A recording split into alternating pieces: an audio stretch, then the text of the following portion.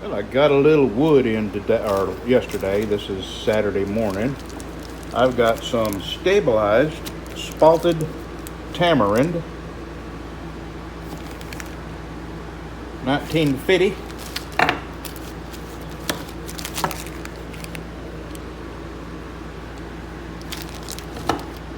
And here's the one I've been looking for, Amboina burl, for ages, and every time I find it, it's sold out. It's a really pretty wood, and I finally found it on Amazon Exotic Hardwoods. And they put this picture up of this most beautifully burled.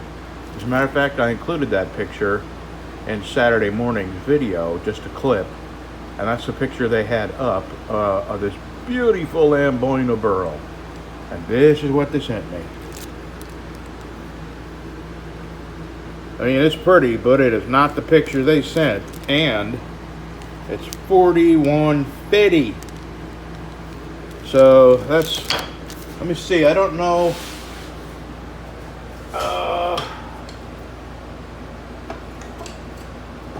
One second. I'm not sure what knife it'll fit.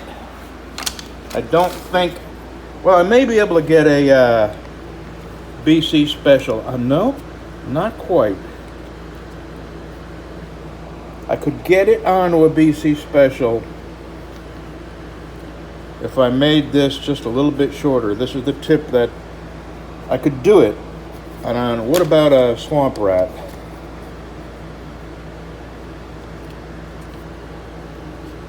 Yeah, I could do it with a swamp rat. I could make it, I could put it on a BC special as long as I didn't quite make this so swooping. If I shorten it a little bit, I know I could put it on a dinner skinner.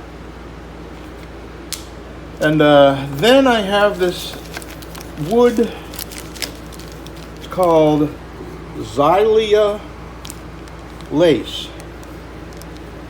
Again, this is not the beautiful picture that they had, but it is actually pretty nice wood. And same thing, I can probably get a, yeah, just barely get a swamp rat out of it. And let's see. Yeah, again, almost. I got to move this right up to the top edge here.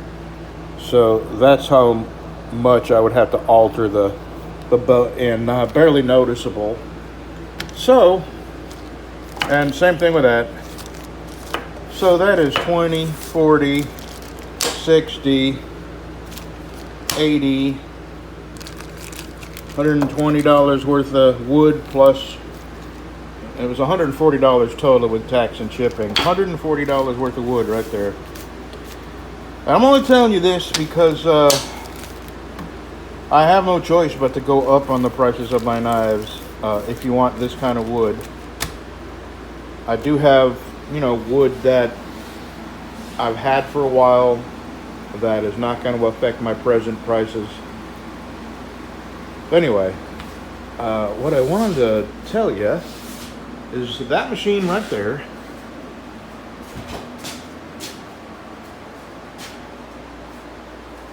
I keep contemplating getting a 2x72, and the reason is I have reached the limits of what this can do. But the fact is, if I just keep thinking about this and keep a clear head, what this can't do, I have other machines, like that's the reason I bought this. I can't remember what I get for it, a couple of $100, and it's well worth that. It's like an $800 or $900 machine. And I did have to buy a new platen, because the old platen, you could see, okay, this used to have a, first of all, this used to be tilted up this way, and it had a little table on it, and he was a pipe fitter, and you could tell where he would put the pipe on the table at an angle and turn it to grind the, a little flange on it to take the welding. And he had worn a real big divot in the platen. So I ordered a new plating. It was like 50 bucks. So I got about $250 into this. And how many horsepower is this? 1.5. And this is 1.5 single phase. And it's plenty powerful. I haven't been able to stop it yet. I've actually made the belt, this continues to spin and the belt stops. But, all right, back to this other machine. Well, my point was, I have other machines to do what a 2x70 could do for me. Like, here's a small contour, for small contours. I have this for even smaller contours. So I have figured out ways to do things where this is limited. And I have had this now. July was 5 years that I've had this. And it's not top of the line. It's made in China. I think this is a 3/4 horse motor. It might be in there, some of the fine print. I don't know. What's this say? I can't read it from where I'm at. I'll look at this later. 1 horse. No, I doubt that's 1 horse. Oh, 3/4 horse, yeah. 3/4 horse. Okay, so I was right. But, it's worked great. So, I'm just going to use this thing until something quits. And then I'll buy a 2x72. It just doesn't make any sense to replace something that's been working fine. So, every time I get the 2x72 bug, I'm going to remind myself about all the money I've spent on other tools to do what a 2x72 won't do. Plus, the fact that I've gotten 5 years out of that thing, that says a lot about that machine. Now, I have had to make some, major modifications to make it work for knife making, but that wasn't a big deal. Okay, today,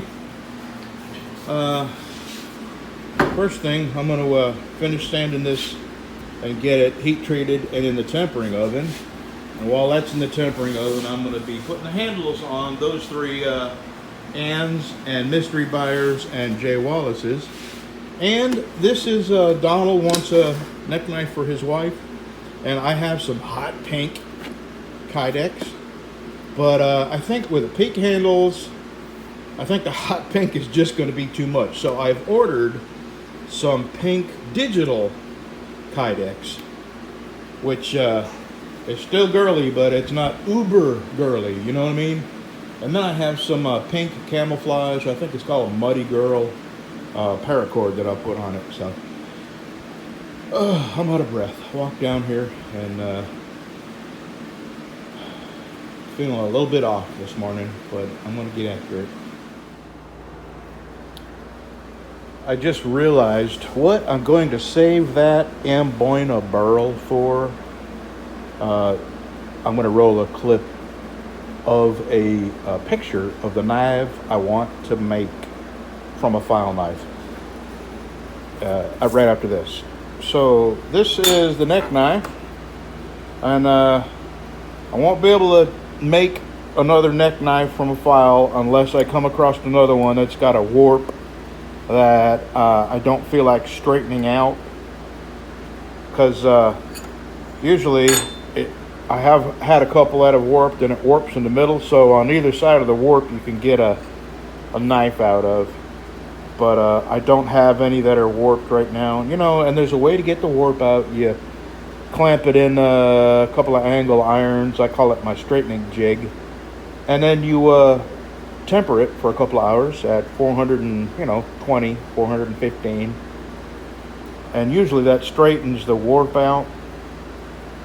But when you heat treat it, sometimes the warp comes back. So I hate putting all that work into something and it's going to warp anyway.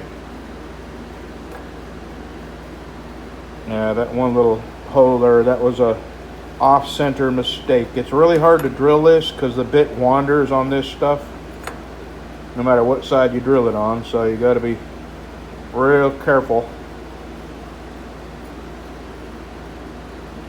Well, I hate to do it, but I gotta go heat treat this now. Oh yeah, I'll roll that picture in right after this.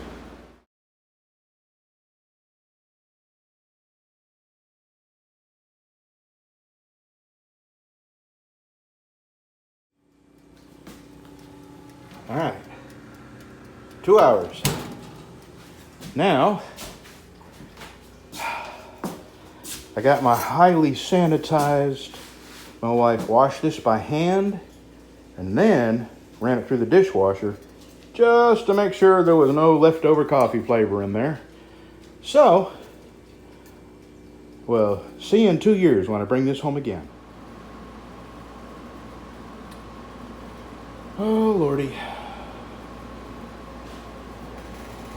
I'm at the point where I'm probably going to throw this coffee away. This is the worst, weakest, most flavorless coffee I've ever drank. And it's Walmart brand, Colombian, a coffee-like product. That's what they should put. None of the flavor of coffee, guaranteed. Yep. Waste of $30 because that's about what it cost. Should have brought a small 24 pack of it to see if we liked it. And this is why when I go into like Sam's where they sell the 80 or 90 pack cases, you find one occasionally popped open. People are reaching in there and taking one or two to try to see if they want to spend, $35 in a whole case. And they ought to do that because I see cases popped open all the time. And I gotta be honest, I've been tempted to pop a case open and take one out, see if I liked it, and rather than spend that much money. I haven't. I have a conscience that comes with me into Sam's. Her name is Charlie. Can't believe my wife, see her way over there? I cannot make her stay inside. It's going to be 110 heat index today. And I guess she's just not going to stay inside unless she passes out on the ground. She loves her yard, that's for sure. And there is not a temperature that will make her stay inside. All right, let me finish this rot gut and then get back to work. Okay, now that I have been making knives for 5 years, I feel like I'm at the point where I can share a few tips. Like all the other knife makers who've been at it a long time and have figured out little tricks to get around problems. I've watched a lot of videos and so many different knife makers that I can't name them all. Hold on, coffee.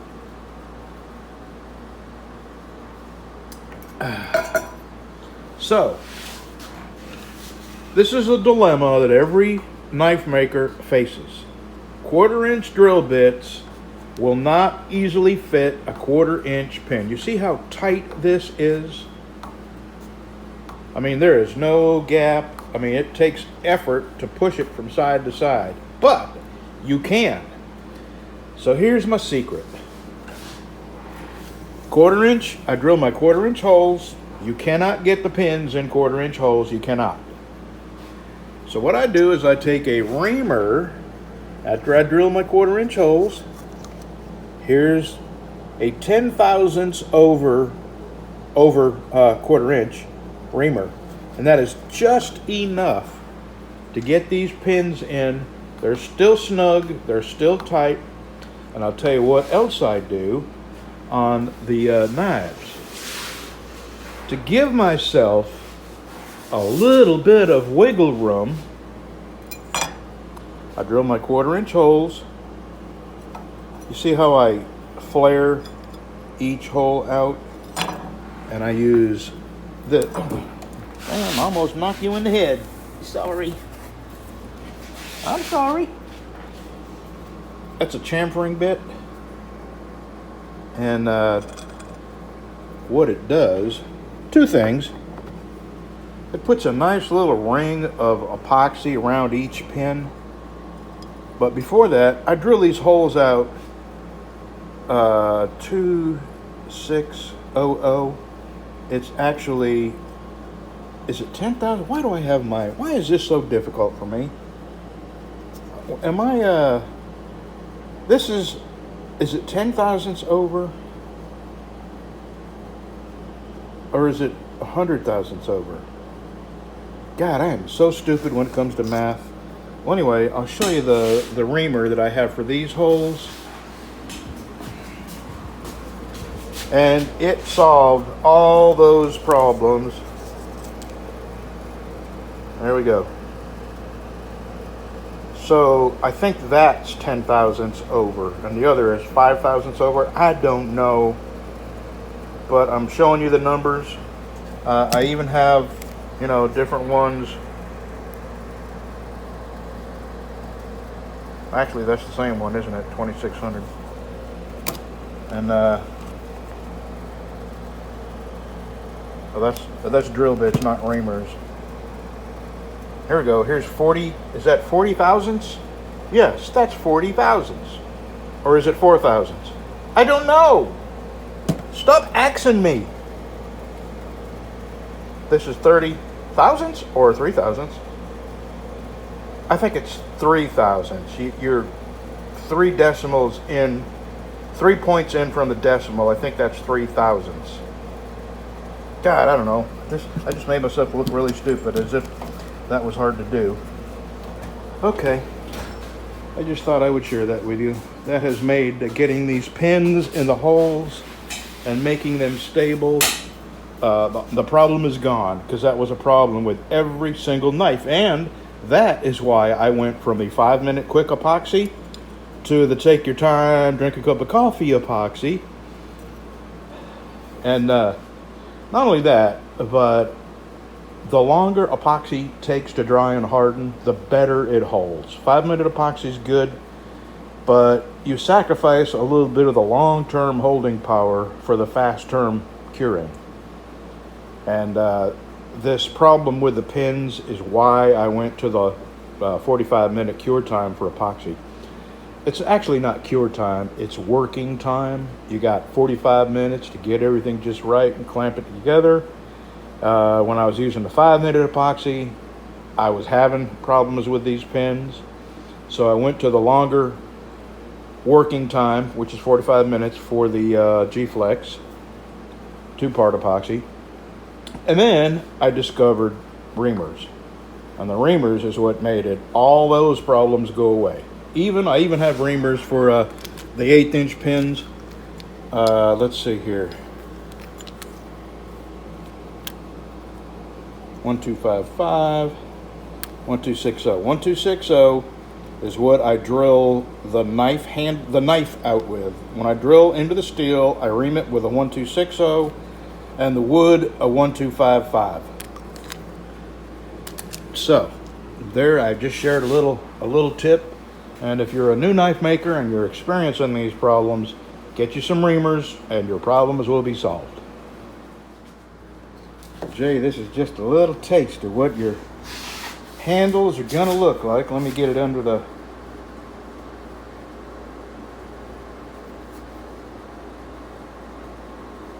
Chechen burl, spalted Chechen burl. There is some spalting in there.